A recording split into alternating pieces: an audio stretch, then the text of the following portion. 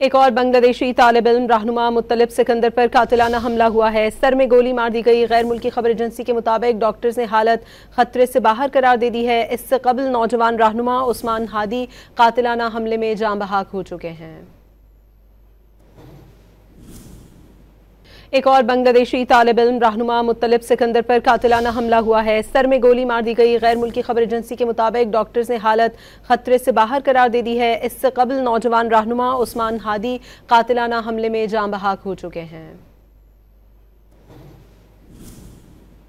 एक और बांग्लादेशी तालिब इल्म रहनुमा मुत्तलिब सिकंदर पर कातिलाना हमला हुआ है। सर में गोली मार दी गई। गैर मुल्की खबर एजेंसी के मुताबिक डॉक्टर्स ने हालत खतरे से बाहर करार दे दी है। इससे कबल नौजवान रहनुमा उस्मान हादी कातिलाना हमले में जान बहक हो चुके हैं।